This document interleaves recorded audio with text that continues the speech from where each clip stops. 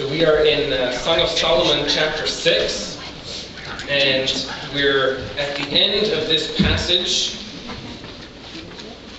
We've looked at the declarations of the king over the bride in the first part of chapter 6, and we now are coming to an interesting passage of scripture. I'm going to switch over to this mic because it's popping a lot here. What happens in this next section, if we look from verse 11 down to the end of the chapter for now, it says, I went down to the garden of nuts to see the verdure of the valley, to see whether the vine had budded and the pomegranates had bloomed. Before I was even aware, my soul had made me as the chariots of my noble people. Return, return, O Shulamite, return, return, that we may look upon you. What would you see in the Shulamite? As it were, the dance of the double camp? Now, when you read over this, it's obviously using that agricultural imagery again, and a lot of language that is not easy to comprehend what is being said. But again, we're looking at this as the spiritual interpretation. We're taking New Testament principles, applying them to the Word, and cross-referencing with different passages that explain this imagery to us. So when we see what's happening here in verses 11 and 12, the issue is the issue of the heart of the bride. She has been awakened in her love for Jesus. And part of this awakening in her love for Jesus is an awakening of her love for the people of God. This is something that needs to happen in every believer's life. It's a process that takes place. And one thing we have to remember is oftentimes we don't like ministering to one another because, get this, sheep are stinky. Right? Do you guys have sheep? Not anymore. Not anymore. But you got rid of them. That's what I'm saying. Now, see, when we grow in our love for Jesus, a natural result is growing in our love for one another. In fact, the verse I like to quote often, and you should know it by now, is the first and great commandment, which says what? Love the Lord your God with all your heart, all your might and strength. And what comes then? Love your neighbor. So first, you grow in your love for the Lord, and naturally it flows out of that, the love for your neighbor. And that's what's happening here in verses 11 and 12. And you've got the notes in your bulletin. You can follow along with those and use them in your personal study. I'll refer to some passages, but in general I want to give you an overview of what's happening here.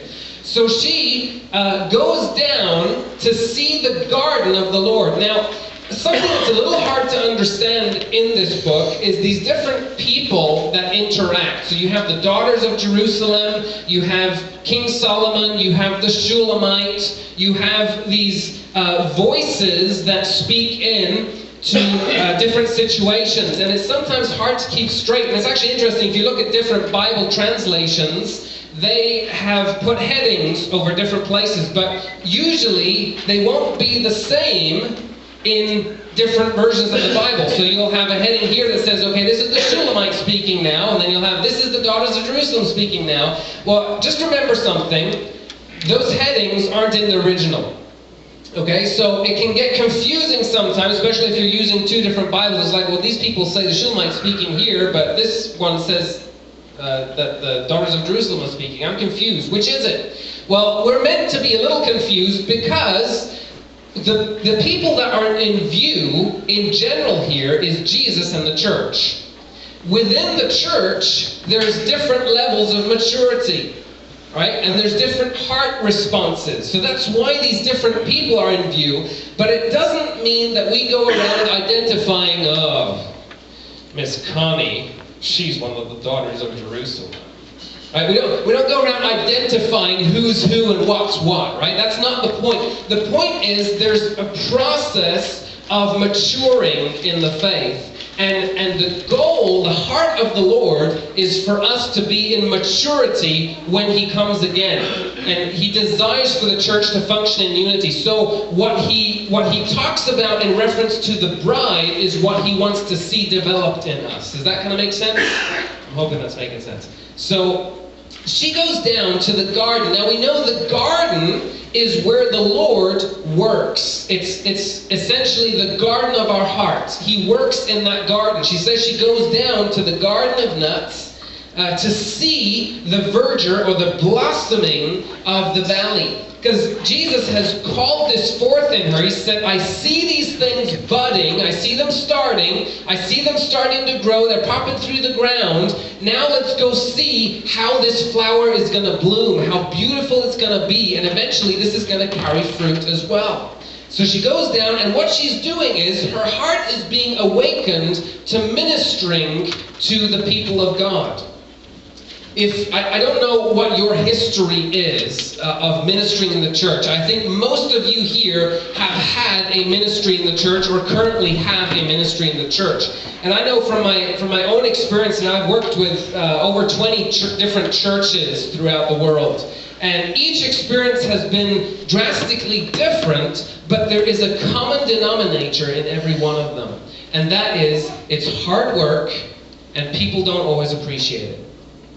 Right? I mean, is that your experience as well? It's hard work and people don't always appreciate it. And that's what is happening here as we get down to verse 13. But first, she's looking at these budding virtues. She's working in that garden. And then verse 12 says something fascinating. She says, before I was even aware, my soul had made me as the chariots of my people, my noble people. Now, a chariot in the ancient world was the Ferrari of today, right? Now, everybody had a chariot, but it was the fastest way to get around. And the noble people, they had the fastest horses, the most purebred horses. They had the greatest chariots. They were built for protection and going into battle. They were built for speed. They were built for distance. So what she's saying here is, as she is working in the garden of the Lord, as she is ministering to the people, her heart is starting to grow and respond in love to these people. She's not even aware of what's happening. And what the Lord says in this time is, I want your eyes to be on me continuously, because I'm the one that sustains you. In the ministry's experiences that I've had, there have been some very clear times where my eyes have been on the people, and where I have had a wrong attitude and a negative attitude towards the people because I haven't received affirmation from the people, because I haven't received the encouragement that I needed from the people, because whatever the reason is, it didn't come from the people and it's my fault, because my eyes were on them instead of on the Lord. You know what happens when your eyes are on people? You burn out. When your eyes are on people, you burn out. You lose all desire to minister in the church. I have so many pastor friends, it's discouraging. But there's a statistic out there that 70% of pastors leave the ministry within the first 7 years. And the reason for that is because their eyes are on the people. I can tell you, having been in pastoral roles now for, I don't know, 20 years or something, when my eyes are on the people and not on the Lord, I get discouraged and I want to quit. And that is truth. That's how my heart responds, because I'm like, why am I doing this? You know, why am I spending my time and my energy doing this and I'm not getting anything in return? And the Lord, in those moments, He speaks to us and He says, hey, your eyes are on the wrong thing. Your sustenance comes from the Lord. Your beauty and your worth comes from the Lord. He's the one who is affirming the budding virtues in you. He's the one that's producing the fruit. So I want to encourage all of you that have had ministries in the past, if there are any here that have had ministries in the past, and you've been discouraged, you've been burned out, and you're like, oh, what was the point? What's the worth? I want to encourage you to confess that to the Lord. I want to say, God, I had the wrong attitude because I was looking at the people's response as opposed to your response. And I want to ask you, Lord, to revive that desire in me to minister to your people. So she says, verse 12, before I was even aware. Now, she has this attitude because of what Jesus has spoken over her. She's able to respond in such a way, her heart is prepared to go down and see what's going on in that garden. Her heart's ready because of the things the Lord has spoken into her. She says, my soul had made me as the chariots of my noble people. That love grew quickly, faster than I had anticipated. You know, this morning when we were praying before our service, the verse came to mind of how we are to be recognized in the world because of our love for one another. And I can tell you this, it is easy to love one another when we're in love. Right? It's easy to love one another when we're in love, but it is not easy to love one another when there's conflict, or when there's problems, or when there's trouble, when there's a lack of affirmation, a lack of encouragement, all these things. And we're like, oh, I don't know if I want to get out of bed today. I don't want to come to church today. I don't want to teach my Sunday school class today. You know, all these things rise up inside of us because our perspective is wrong. It's interesting, the Lord understands this, because as we move into verse 13, there's two camps, and it references that later in that verse. There's two camps that are looking at what the Shulamite is doing. You know, they're looking, they're seeing, okay, this king is speaking love to this woman, and she's responding by ministering to the king's people. And there's two camps that look at this. And the one says, return, return, O Shulamite. Return, return, that we may look upon you. See, the one group of the king's people, they see her working in the garden of the king. They see her ministering to the people of the king. And they see her heart growing and her love growing. And they see her moving swiftly through the garden to take care of this garden.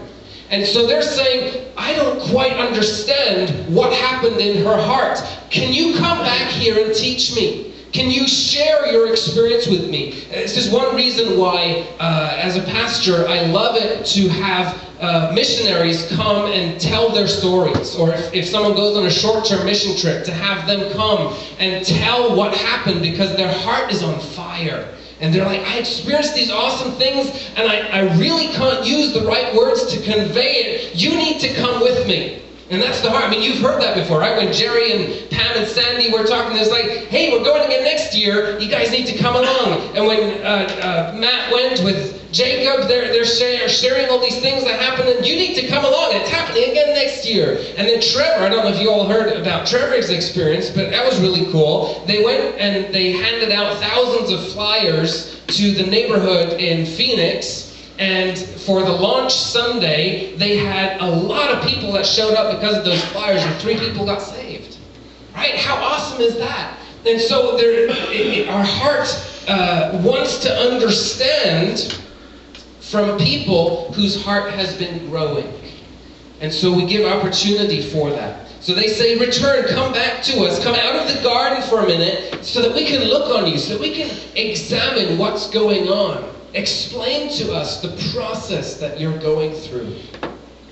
But you know, there's then the next camp, the other ones, and they say, what is it with this Shulamite?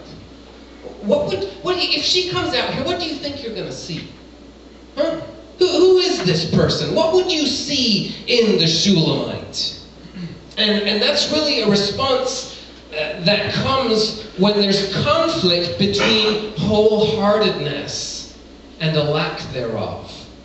See, in the church, we have, in every church, we have a graph, essentially, of those who are going hard after the Lord, seeking after wholeheartedness, and those that are hanging on to their salvation. Right? Like, well, I'm saved, but I really don't want to do much with it. right? And there's that window of opportunity in between. What you're going to do with your life, and that's what's happening here. Both of these groups, both of these camps, are the people of God, but the ones are pursuing wholeheartedness, and the others are just comfortable with where they're at, and they don't want anybody to rock the boat.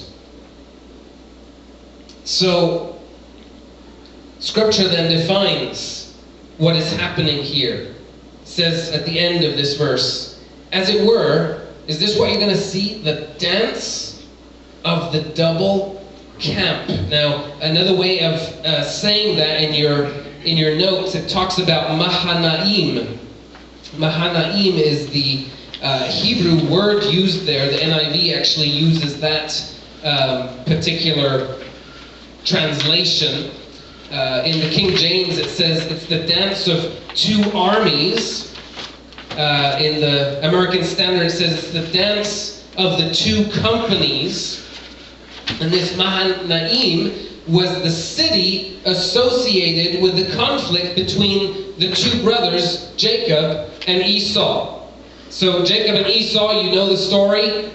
They were essentially two people groups. Although they were brothers, they were opposed to each other. They were constantly in conflict. In fact, you remember Jacob, when he is returning to the promised land, he is so fearful. He's such a strong man of God, he sends his women and children first.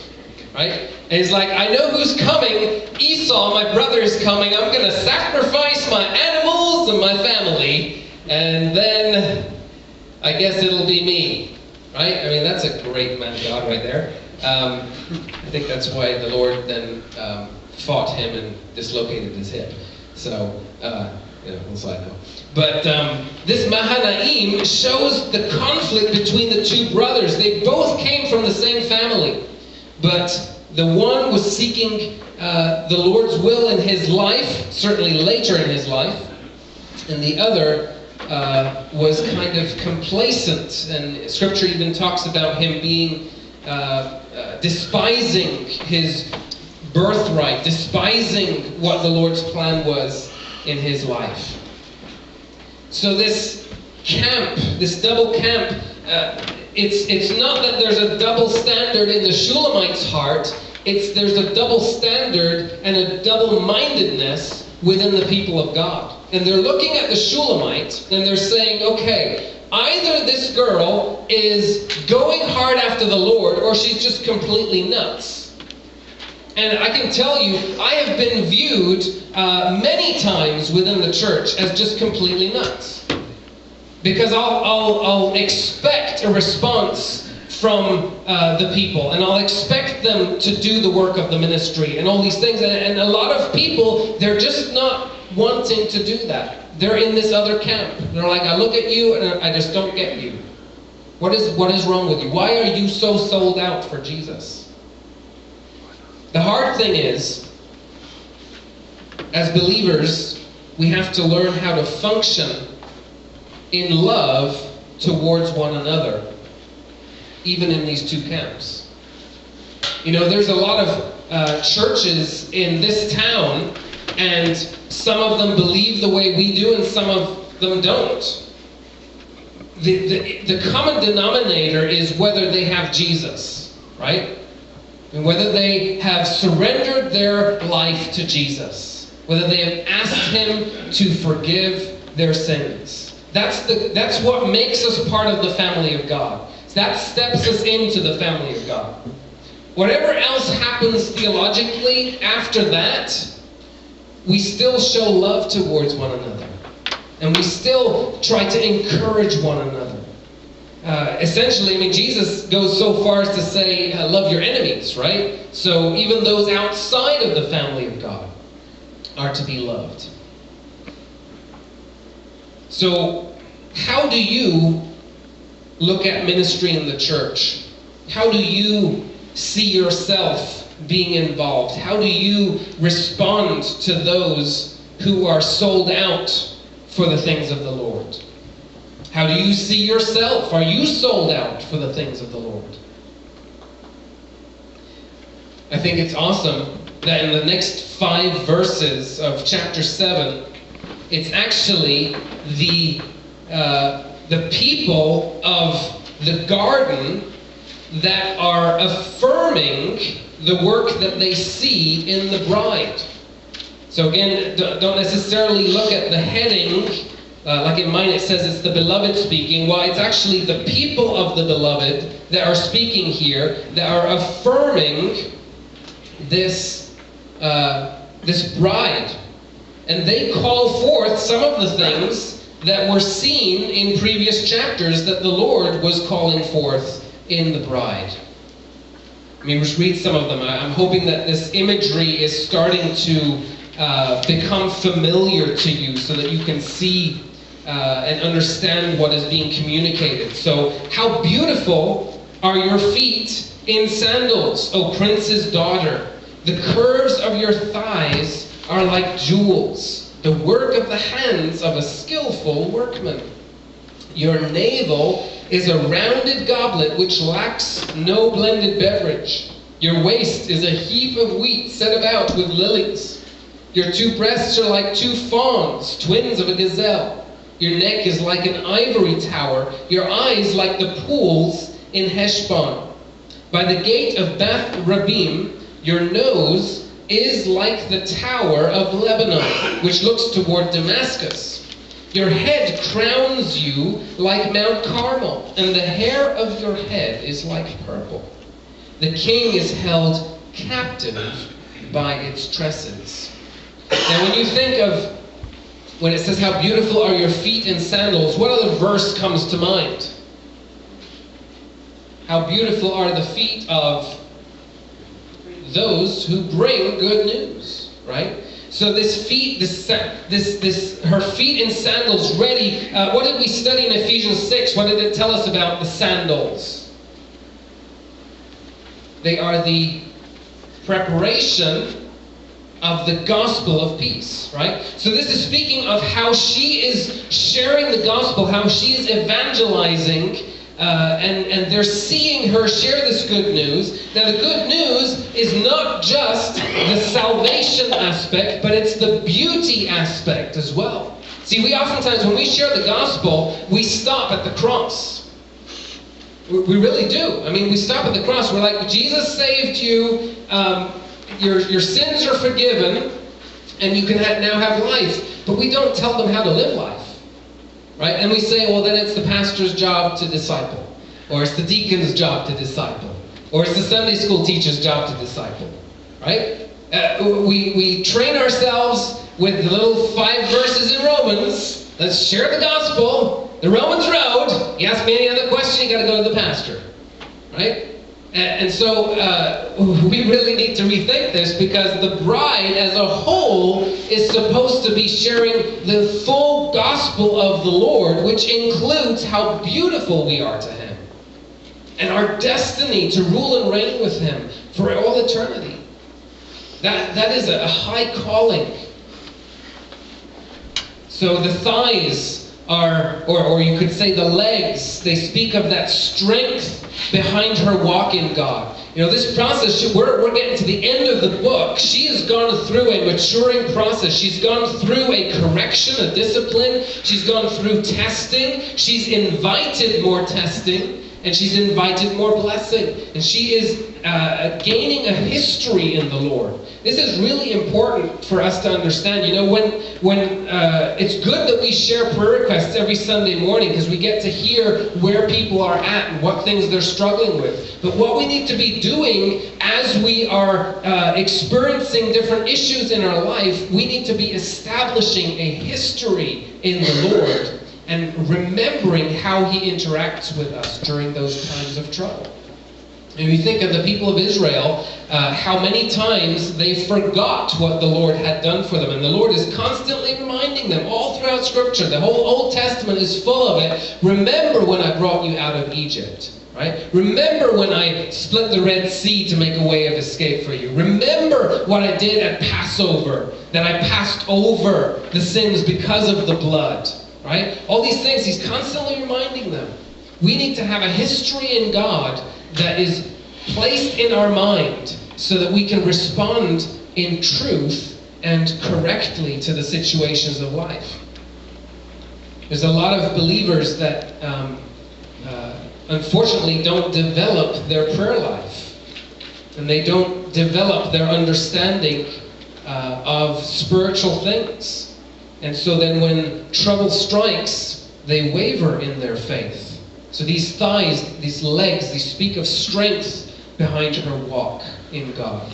The navel speaks of this nourishment, when the baby is born, the umbilical cord is attached, and that's how in the formative months in the womb, that child receives nourishment. It's the inner life in God. We've been looking at the Ephesians 3 passage where we're supposed to be strengthened with might on the inner man. And the way that happens is as we grow in love. It's an amazing passage of Scripture. Let me just hop over there quick. I love the book of Ephesians. I don't know, lately he's just been highlighting this book in so many different ways. But Ephesians 3, again, it's a prayer. He says that he would grant you, according to the riches of his glory, to be strengthened with might through his Spirit in the inner man, that Christ may dwell in your hearts through faith, that you, being rooted and grounded in love, may be able to comprehend with all the saints what is the width and length and depth and height, to know the love of Christ, which passes knowledge, that you may be filled with all the fullness of God.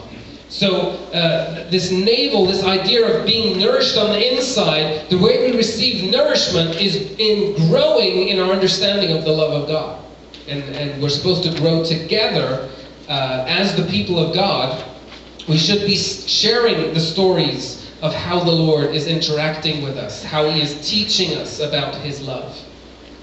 The waist, this is the daughters see the bride as being prepared for the coming harvest, right? Even mentioned as the wheat being gathered there. So are we, that's a constant question that's in my mind.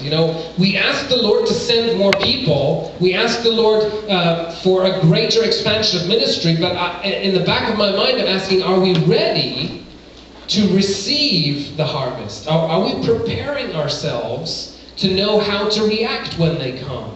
How to disciple them? Are we doing a good job with what we have right now? Are we discipling people into ministry, into a heart that is constantly growing in our love for the Lord? The breasts speak of the ability to nurture others, and we've talked about that in recent weeks as well. The neck, we've talked about that. You can either be resistant to what God wants to do, or you can be submissive. And in this double camp, that's what you're seeing there, is the ones look at the bride and they say, I don't know if I can be that dedicated. They're resistant to the work of the Lord in their life. And then there's those who are submissive and they say, I want to know more. Can you teach me? Can you help me understand the process that you've gone through? And then the eyes, they speak of our ability to receive understanding. Ephesians chapter 1, again a prayer of Paul, says that your eyes may be opened, your eyes of understanding be opened, to be able to comprehend with all the saints what the Lord wants to do in your life. And the nose can speak of discernment. We've talked about the fragrances that are listed in the Song of Solomon. How does your life smell? Does it smell beautiful to the Lord, or does it smell stinky to everybody else? Right? And so the nose speaks of that discernment, to be able to see, even in your own life, areas that need to be confessed to the Lord, areas that need to be brought to him and ask him to remove them. And then the head, let me just read verse 5 again. Your head crowns you like Mount Carmel, and the hair of your head is like purple. A king is held captive by your tresses. Now, we've all seen the purple hair lady on TV, right? That's not what it's talking about, okay? It's not talking about purple hair. It's talking about your mind being filled with royal thoughts. That's what's going on here. What is your mind filled with day in and day out? Is it filled with things of the Lord? Is it filled with erupting in praise? This morning we were reading in Psalm, I think it was 105 or 106, about the heart response of the people not even being able to exhaust the declarations of the things that the Lord does. That's how we should be. We should constantly be praising the Lord for the things He's done. And the only way that works is if our heart is growing in love for Him and receiving that love. That head speaks of that thought life. What does your thought life look like? Are you dedicated to the Lord, seeking His purposes and His plan in your life? I love that this verse ends by saying the king, and this is why it's the king's people looking at the bride, saying the king, we can see what's going on in your relationship with each other. The king is held captive by your tresses, by your dedication to him. The king is held captive. Now, I don't think of myself like that very often, but I'm trying to grow in that. Saying to the Lord, I want to understand how beautiful I am to you, because I just don't think of myself that way. I don't, Lord, I don't know if I agree with you. I mean, that's really what it comes down to, doesn't it? We look at our life, and He says, you're beautiful to me, and we're like, really? How can this be, Lord? And even just thinking of the thought life, us guys, we struggle with our thought life continuously. I don't get you girls. You have this wardrobe thing? I have no idea. But we guys, we struggle with our thought life. And I'm like, Lord, I want my heart to be and my mind to be stayed on you. But I fail so much. And Lord, that's beautiful to you? It's like, well, I want you to increase, not stay where you are. But yes, every time you think good things towards me, that's beautiful to me. Even if it's just this one time, that's beautiful to me. And I build on that. I love that about the Lord. He doesn't want us to stay the way we are. And ask the worship team to come up. Now the Lord, He takes my weak devotion, and I intentionally say weak, right? Because we want so much more. We want to be devoted. We want to be this great hero of the faith. But He'll take my weak devotion and He'll declare, that moves me. That holds me captive. That ravishes my heart. When we think of the glory of God, what things come to mind when you think of the glory of God? I oftentimes think the glory of God shows how powerful He is, how smart He is. Certainly that's part of it, but you know what the greater glory is? One so powerful is moved by someone so weak like us. That's the glory of God. He's moved with passion for His people. We've talked about a lot of different things in this passage this morning, and I don't know what things the Lord has highlighted for you personally. But I want to encourage you on a few different fronts as you think about how you should respond to this. First, I want to remind you that if you've been hurt in ministry before, it's your fault because your eyes were not on Him. You're going to be hurt in ministry. It's messy. We're a whole bunch of broken people. It's going to be messy. But if your eyes are on the one who is beautiful and who can make everything beautiful, that hurt is very different. So if that's you, I want to invite you this morning to just come and receive some healing in your spirit. And just ask the Lord, hey, God, I really want to serve you. I want to do what's right. I've been hurt before. I'm hesitant. But I'm going to submit myself to you. And if you want me to serve, I'm going to try to keep my eyes on you this time. If that's you, I want you to feel free to come to the altar. And the other thing is, if you feel like you're having a hard time loving the unlovable, loving those who are different from you, loving maybe even people that haven't had a right attitude towards you. It doesn't even have anything to do with ministering in the church as far as leading a ministry goes. It just has to do with, I don't want to sit next to that person. Or I don't want to be in the same room as that person. Maybe even think of people that used to be here and left. The Lord is the master restorer of the breach. He is the redeemer. He's the one, he'll heal your heart first, so that you can go and seek reconciliation with those whose relationship is broken with you. So however the Lord has spoken to you this morning, I want to encourage you to come and tell the Lord you're ready for Him to work in your life.